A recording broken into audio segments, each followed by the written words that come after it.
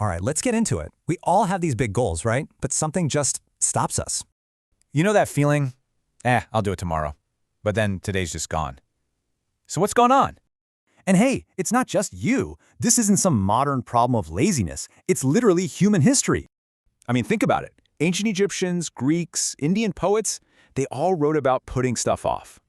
But get this. In just the last 40 years, chronic procrastination has shot up by over 300%. And look, missing a deadline sucks. But the real, long-term cost of waiting? It's much, much bigger.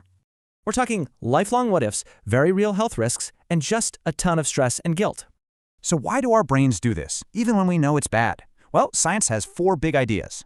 First up, if you secretly believe you're going to fail, then why would you even bother starting, right? Or maybe the task just doesn't meet your core needs, for things like achievement or connection. Okay, now this one's fascinating. Our brains are wired to avoid pain more than they want to seek pleasure. Think about it. The fear of losing something is a way stronger push than the hope of gaining something. And finally, our brains just want that small reward now, not some big, abstract reward way off in the future. But what if it's not about any of that?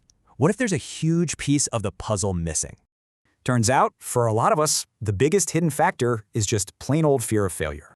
It's our ego, right? We don't want to look dumb. We're worried about what other people are going to say.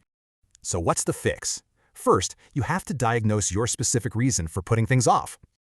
So here's your playbook. Step 1, ask why. 2, find the real cause. And 3, tailor your solution. So if it's fear, focus on the regret of not trying. If it's a distant reward, create mini wins today.